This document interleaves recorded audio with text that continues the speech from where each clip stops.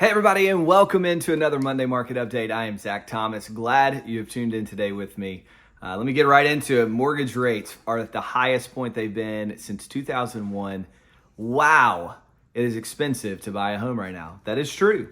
Cannot deny that. Affordability is at its lowest it has ever been. And so we're definitely feeling the effects of high interest rates, low inventory, and high home prices. So as we move forward, I think that we're going to see elevated rates for the next probably 12 months. And then hopefully this time next year, and then right after the presidential election of 2024, we will begin to see mortgage interest rates drop back into the low fives. But for the next year, I anticipate they'll be elevated above in the sixes, maybe not all the way up in the sevens where they are right now, but staying in the sixes somewhere. And just to let you know, if you haven't locked your rate and you're looking to buy a home or you have a home under contract, I would go ahead and just lock that rate, because the 10-year Treasury note, which is what mortgage rates follow, increased again today about 15 basis points. So those mortgage rates are going up, up, up. If they haven't already gone up today, they will be going up tomorrow. So call your lender, lock in your rate. Make sure you do that before it's too late. Did I just rhyme? I think I did. All right. Hey, speaking of rates, the new neutral rate. This is something that's getting a lot of publicity these days, because we are kind of seeing that even with elevated Fed rate, the federal funds rate being elevated at a very, very high point right now, the market, the economy is still maintaining growth. And because of that, what we're seeing is possibly the new neutral rate, which is not really a hard figure. It's more just kind of observed. It's kind of like looking the way everything looks, seeing all how the economy is moving, and determining like, okay, well, the market clearly can absorb a higher interest rate right now. And I believe that is because we have so much debt that we are experiencing as a country, and we have a very, a lot of money. There's a lot of money out in the marketplace. And because of that, we're experiencing higher interest rates right now. And the economy is still growing at the targeted rate of 2% annually. And as long as that's happening, I think rates will remain elevated. If that ever dips or it begins to change the trend, then you will begin to see rates drop. But for right now, all the economic indicators say the economy's growing with higher interest rates.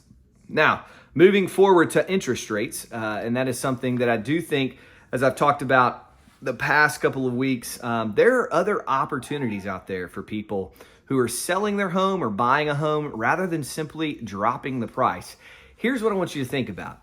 If I, as a seller, drop the price of my home $10,000, we're not factoring in the appraisal. Let's say that the appraisal is good, that it will appraise at the price that I'm listing it at, and nobody wants to offer on it.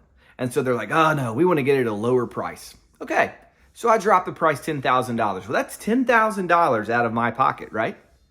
But unless you're actually staying in that home as a buyer for all 30 years, you're not going to see the effects of that $10,000 price drop. Because that $10,000 price drop is probably only going to drop your monthly payment by $60 a month. Think about that, $60 a month, your note will be lessened by my $10,000 price drop. However, if I were to keep the price at where it was listed, and instead I offer you $10,000 in a 2-1 rate buy down or a 3-2-1 rate buy down, then you as a buyer get to experience a way greater savings on your monthly payment. And you'll be able to enjoy all of that $10,000 price drop. So now I'm giving up $10,000. You're experiencing and feeling and receiving the benefit of that $10,000. And the idea is within that 2-year or 3-year time frame, if interest rates drop, which I expect they will, then you can refinance into a fully fixed year, 30-year note at whatever the balance is that you have at that end of that time or whenever that time is. So you'll be able to refinance. And here's the thing. I know people are like, oh, well, refinances cost money. So if you're actually incurring additional costs, there are lenders out there right now who are telling you if you buy a home with them right now, they will refinance your home for free within the next 3, 4, sometimes even 5 years. So if you were to buy a home right now and you do a 2-1 or a 3-2-1 rate buy down, you're going to significantly save on your monthly payment. And then when rates drop, you'll be able to refinance in the future and get a lower 30-year fixed rate mortgage. That's incredible news. I don't know why anyone would not take advantage of that, especially if you're selling a home and you have cash that you take from the proceeds of the sale of your home. You'll then be able to set aside, even if the seller's not able to pay for that, you still can choose and set aside an escrow account that money will be used specifically for the 2-1 or 3-2-1 rate buy down program. All it is say you have a fixed rate of 7.25%. Well, in the first 2 years, your note will drop for the first year of that 2 full percentage points to 5.25%. And when that rate is dropped to 5.25%, my family's making faces over there at me. But when that rate is dropped to 5.25%, you're going to see that monthly payment drop about $400 to $500 a month, depending on your price point. Now you're saving $6,000 potentially in 1 year or more. And then the second year, it would drop from 7.25 to 6.25. So you would save maybe $200 to $250. So that's another $2,500 to $3,000. So over a 2-year period, you're experiencing the savings of up to $8,000 or more on that 2-1 rate buy down. And at any point in time during those 2 years or 3 years, however long the rate buy down program is, interest rates drop, that money stays in the escrow account and it just comes to you as the buyer, as the owner of that home. You don't lose it. It doesn't go away. Instead, you're still able to use it and capitalize on that $10,000 savings that the seller was willing to give you on the top. So again, my point in saying this is don't simply look for a price drop from a seller.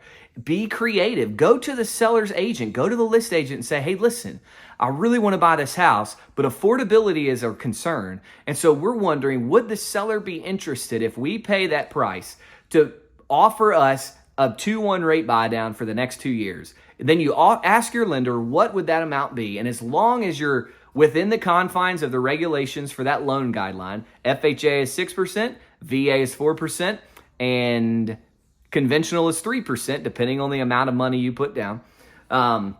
As long as you're within those guidelines, then the seller might be willing to pay that. Say a seller is listing a house at $300,000 when they could pay up to 3%. Well, that's $9,000.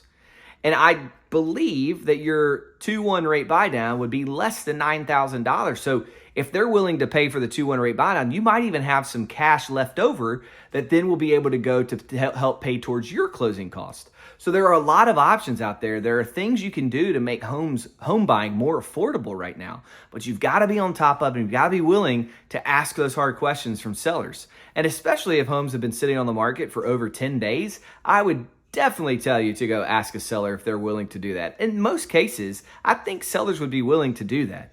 There are probably a few people that might not want to drop their price or might not want to participate in a rate buy down. But if they really want to sell their home and they're serious, which I think right now pretty much everybody that's putting their home on the market is serious about needing to sell it because there's a reason they're having to sell it. Otherwise, they're probably not wanting to give up that low interest rate that they have. So anyway, there's a lot more information out there to be found. But if you have any questions about that, please ask me. Reach out to me. Be glad to inform you and share more information about that. So that's all I got for today. Hope you guys have a great week. Talk to you next week.